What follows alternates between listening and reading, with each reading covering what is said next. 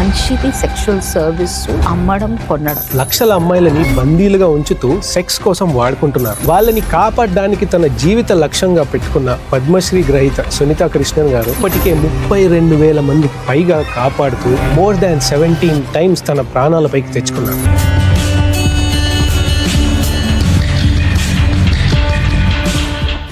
Full length podcast episode consume చేయలేకపోతే దాని నుండి జనరేట్ అయిన షార్ట్ అండ్ ఇన్ఫర్మేటివ్ క్లిప్స్ కోసం లేజీ మసిల్ షార్ట్స్ ఛానల్ని సబ్స్క్రైబ్ చేసుకోండి. మనము చాలాసార్లు మూవీస్లో చూస్తుంటామండి, హీరో తను ఏదో తలుపు బద్దలు కొట్టి తాళం పగలు కొట్టి డోర్ ఓపెన్ చేయగానే చాలా మంది అమ్మాయిలు ఉంటారు, వాళ్ళందరినీ సేవ్ చేసి తీసుకెళ్ళిపోతుంటారు.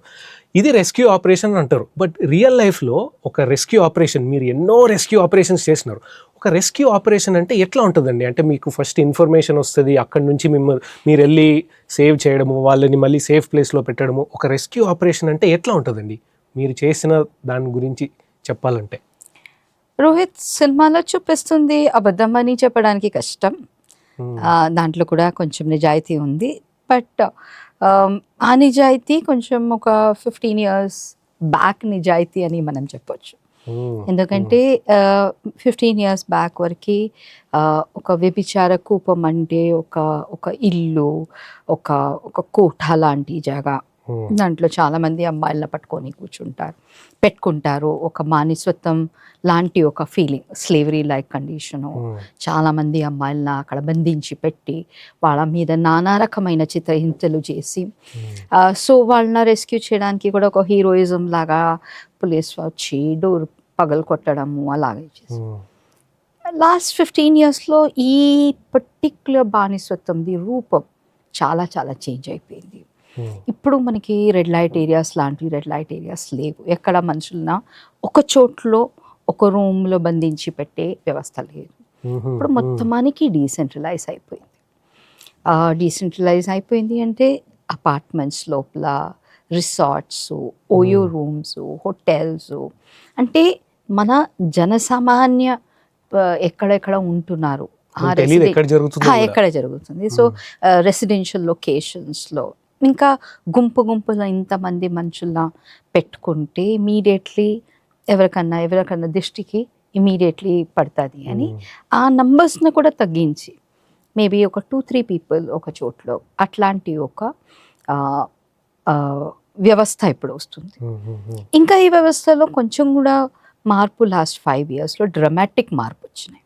అది టెక్నాలజీ వల్ల ఇప్పుడు ఓయో రూమ్స్ మనుషులు ఎవరన్నా ఒక మనిషిన గార్డ్ చేసి కూర్చోడానికి కూడా అవసరం లేదు. ఒక మనిషిన మీరు మెంటలీ పట్టుకుంటే, అంటే ఎమోషనలీ మీరు ట్రాప్ చేసుకుంటే, ఆ మైండ్ కంట్రోల్లో మీరు వేరే ఇంకొక మనిషిన డిప్లాయ్ చేయడానికి అవసరం లేదు. దట్ మీన్స్ ఈ మనిషిన మైండ్ తోటి మీరు కంట్రోల్ చేసి కూర్చో అంటే కూర్చో, నిల్చుకో అంటే నిల్చుకో చేసే ఒక విధానం. అంటే బ్లాక్మెయిల్ చేసి కానీ అట్లాంటి విధమైన మెథడాలజీ యూజ్ చేసి, like say for example sextortion అంటే మీ సెక్స్ వీడియోస్ కానీ మీ కాంప్రమైజ్డ్ వీడియోస్ని తీసుకొని మిమ్మల్ని బ్లాక్మెయిల్ చేయడం. సో ఇక్కడ ఇంకొక మనిషిని పెట్టి మిమ్మల్ని బెదిరించడానికి అవసరం లేదు. ఈ యొక్క కంటెంట్ నా చేతిలో ఉంటే చాలు, నేనేం చెప్తే మీరు చేస్తారు. సో ఒక రూపం మారిపోయింది. ఈ ఒక దీన్ని మనం మానవాక్రమ రవాణా చెప్తాము. మానవాక్రమ రవాణా లైంగిక దోపిడీ గురించి. సో ఈ ఒక ఫార్మ్ ఆఫ్ సెక్షువల్ ఎక్స్ప్లాయిటేషన్లో, కమర్షియల్ సెక్షువల్ ఎక్స్ప్లాయిటేషన్ది మొత్తం మెథడాలజీ, మోడస్ ఆపరెండి చేంజ్ అయిపోయింది. అండ్ దేర్ఫోర్ దీన్ని రెస్క్యూ చేసే విధానాలు కూడా చేంజ్ అయిపోయింది. డెఫినెట్లీ ఏ కాలంలో కూడా హీరోయిజం అవసరమే, తప్పదు. ఎందుకంటే ఒక క్రిమినల్ నెట్వర్క్న మీరు బ్రేక్ చేస్తున్నారు. ఒక మానవాక్రమ రవాణా, ఒక లైంగిక దోపిడీ గురించి మనం మాట్లాడుకుంటే వీ నీడ్ టు అండర్స్టాండ్ 2-3 విషయాలు మనం అర్థం చేసుకోవాలి. ఒకటి, ఇది ఒక క్రిమినల్ ఎంటర్ప్రైజ్. అంటే మీరు ఎలాగ సాఫ్ట్వేర్ కంపెనీ పెట్టుకుంటారు, లేకపోతే వేరే ఏదన్నా కంపెనీలు పెట్టుకుంటారు, అదేవిధంగా ఇది కూడా ఒక బిజినెస్ ఎంటర్ప్రైజ్. ఈ బిజినెస్ది ప్రాధాన్యం ఏంటి? ఈ బిజినెస్లో ఒక మనిషిది సెక్షువల్ సర్వీస్ అమ్మడం కొనడం, ఇది ఈ బిజినెస్ది రెవెన్యూ మోడల్. ఓకే, సో ఈ బిజినెస్ ప్రపంచవ్యాప్తంలో ఉన్న బిజినెసెస్లో మనం చూసుకుంటే అంటే క్రిమినల్ బిజినెసెస్, చాలా క్రిమినల్ బిజినెస్ ఉన్నాయి. డ్రగ్ వ్యాపారం ఇది ఒక క్రిమినల్ బిజినెసెస్, ఆయుధ వ్యాపారం, ఆర్మ్స్ అది కూడా ఒక క్రిమినల్. అట్లాంటి పెద్ద పెద్ద క్రిమినల్ నేరాలు లో ఉన్న బిజినెసెస్ మనం చూసుకుంటే ఇది 2వ స్థానంలో ఉంది, other than drugs and arms. United Nations ప్రకారం ఇది ఫాస్టెస్ట్ గ్రోయింగ్ క్రిమినల్ ఎంటర్ప్రైజ్. అంటే మనం ఒక బిజినెస్ ఎలాగ గ్రో అవుతుంది, పెద్ద పెద్ద ప్రాఫిట్ టర్న్ ఓవర్ అది ఇది మాట్లాడతామో అట్లాంటి బిజినెసెస్ కంపేర్ చేస్తే ఇది ఫాస్టెస్ట్ గ్రోయింగ్ అనమాట. అండ్ $150 billion ఓకే ఈ ఇండస్ట్రీ ఇది ఎవ్రీ ఇయర్ టర్న్ ఓవర్. అంటే సో ఈ ఒక్క బిజినెస్ రూపంలో ఒక మొత్తం పెద్ద ఒక క్రిమినల్ సిండికేట్ పనిచేస్తుంది. ఒక కాలంలో మీరు చెప్పిన సినిమా స్టోరీ కాలంలో ఈ బిజినెస్ చాలా కన్నులు కనిపించే బిజినెస్ ఉండేది. అంటే ఎవరో ఒక ఊరికి వెళ్తున్నారు, ఒక చిన్న గ్రామంకి వెళ్తున్నారు, లేకపోతే ఒక టౌన్కి వెళ్తున్నారు, ఏదైనా స్కూల్ కానీ కాలేజ్ కానీ, లేకపోతే చాలా పేదరికంలో ఉన్న మనుషులన టార్గెట్ చేసి. అంటే ఈ పర్టిక్యులర్ నేరంది కొన్ని యూఎస్పీస్ ఉన్నాయి, అంటే కొన్ని క్వాలిటీస్ ఉన్నాయి.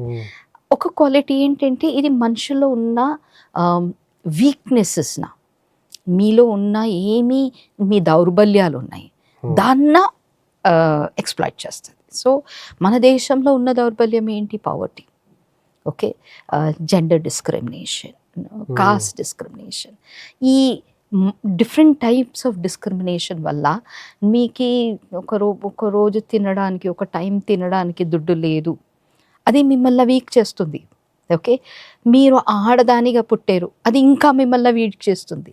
మీరు దళిత్గా పుట్టారు, ఇంకా వీక్ అయిపోతున్నారు. అంటే మెల్లమెల్లగా సమాజం నుంచి మీరు తక్కువ అంటే వేరే వాళ్ళకి ఎంత స్థానం ఉంది దానికి తక్కువ స్థానం. ఈ ఒక్క వీక్నెస్న ఒకరు టార్గెట్ చేస్తున్నారు. ఓ ఈమె వీకు, లేక ఈ మనిషి వీకు, ఈ మనిషి దగ్గర మనం ఏదైనా చెప్తే ఈజీగా మనం ట్రాప్ చేయవచ్చు. వీళ్ళకి ఏదైనా మాయ మాటలు చెప్తే వాళ్ళు ఈజీగా దీంట్లో నెట్లో పడిపోతారు, ఎందుకంటే అంత డెస్పరేట్గా ఉన్నారు. ఓకే, నీకు ₹1 లేదు అంటే ఉద్యోగం ఇస్తాను, అమ్మా మై గాడ్ హోప్ నువ్వే దేవురులాగా అయిపోతుంది. ఓకే, అదేవిధంగా అసలు ఇంటి నుంచి నాకు ఎస్కేప్ చేయడానికి ఒక దారి లేదు అంటే ఈ పవర్టీ, ఈ రోజు గలాటాలు, ఈ బ్రతుకురించి నేను బయట రావాలని నా కోరిక. ఎవరో వచ్చి నేను ప్రేమిస్తున్నాను, నీకు మంచి ఇల్లు ఇస్తాను, నేను నిన్న పెళ్లి చేసుకుంటాను అంటే అబ్బా ఈ నరకం నుంచి నేను ఫ్రీ అవుతున్నారు, చలో వెళ్ళిపోతాం. సో ఒక ఫ్యూ ఇయర్స్ బ్యాక్ పరిస్థితి ఎలాగ ఉండిందంటే ఒక మనిషి వచ్చి ఇలాగా ట్యాప్ చేసి ఒకరిన ట్రాప్ చేసి నెక్స్ట్ మనిషికి పెడుతున్నారు, ఇలాగ ఒక చైన్ ఆఫ్ పీపుల్ కనిపించేది కన్నులో. ఓకే, సో అట్లాంటి ఒక సిచ్యువేషన్లో ఆ చైన్ చాలా క్లియర్ ఉండింది. ఈ చైన్ వాళ్ళ పైసలు సెట్ చేసుకోవడానికి ఈ మనిషిని మీ ముందే పెట్టుకుంటారు, మీ దగ్గరనే పెట్టుకుంటారు. భయం, కొంచెం కూడా అటు ఇటు తిప్పితే పారిపోతే ఏమే. ఓకే, ఆ టైంలో డెఫినెట్లీ మీరు చెప్పినలాగా ఒక పెద్ద హీరోయిజం ఫుల్ వెళ్ళి డమారని కొట్టి డోర్ బ్రేక్ చేసి ఆ క్రిమినల్ నెట్వర్క్న డిస్మాంటిల్ చేసి ఈ మనుషులన రెస్క్యూ చేసి పోవడం అని ఉండేది. ఇప్పుడు ఇంత డ్రామా అవసరం లేదు, ఎందుకంటే ఒక మనిషిని ట్రాప్ చేయడానికి నేను ఏ ఊరికి పోవడానికి అవసరం లేదు, ఏ జాగా పోవడానికి అవసరం లేదు. నా చేతిలో ఈ ఒక మొబైల్ ఫోన్ ఉంటే నేను ఎన్నో మందిన ఈ మొబైల్ ఫోన్ త్రూ నేను ట్రాప్ చేయొచ్చు. ఎందుకంటే ఆన్లైన్ టెక్నాలజీ, వర్చువల్ టెక్నాలజీ ఒక ఓపెన్ గ్రౌండ్ క్రియేట్ చేసేసింది. అక్కడ బార్డర్స్ లేవు, జ్యూరిడిక్షన్ లేవు, ఊరు, టౌను, స్టేటు, నేషను ఇట్లాంటి బౌండరీసే లేవు. ఓకే, నేను ఫేస్బుక్లో ఉన్నా, లేకపోతే నేను ఇన్స్టాలో ఉన్నా. ఓకే, మనం చాలా గొప్పగా చెప్పుకుంటాం India has the highest number of mobile users అని. ఓకే, చాలా మంచి పెనిట్రేషన్ ఉంది, ఊరు దగ్గర వరకు అందరి చేతిలో మొబైల్ ఉంది. అది కూడా నిజమే, అందరూ యూట్యూబ్లు, ఇన్స్టా రీల్స్లో అన్నీ ఊరించి వస్తుంది. అదే స్ట్రెంగ్త్ మన వీక్నెస్ కూడా. బికాస్ ఇప్పుడు ఒక నేరస్తుడికి నాట్ ఎ మ్యాన్, అలాగా ఆ వర్డ్ నేను కరెక్ట్గా యూజ్ చేస్తున్నానా లేదా నాకు తెలీదు, నా తెలుగు అంతా పర్ఫెక్ట్ లేదు. But a criminal man or woman just needs to sit, ఒక చోట్లో కూర్చొని ఆరామ్సే మొబైల్లో పని చేయండి. మీకు ఎవరో ఒకరు ట్రాప్ చేయడానికి ఈజీగా ఆ ఫేస్బుక్లో కానీ, ఇన్స్టాలో కానీ, స్నాప్చాట్లో కానీ, టిండర్లో కానీ, మ్యాట్రిమోనియల్ సైట్లో కానీ ఎక్కడైనా కనిపిస్తుంది. సో ఇప్పుడు రెస్క్యూ విధానాలు చేంజ్ అయిపోయింది. ఇంటెలిజెన్స్ గ్యాదరింగ్ డిఫరెంట్ అయిపోయింది. ఇప్పుడు వెళ్ళి ఒక టార్గెట్ని బ్రేక్ చేయడానికి అంత డ్రామా మనకి అవసరం లేదు. చాలా ఆలోచన శక్తి అవసరం ఉంది. But at the same time ఈ నేరంది రూపం మారలేదు. చూస్తున్నారు కానీ చూస్తున్న వాళ్ళందరూ సబ్స్క్రైబ్ చేసుకోవట్లేదు. Please do subscribe.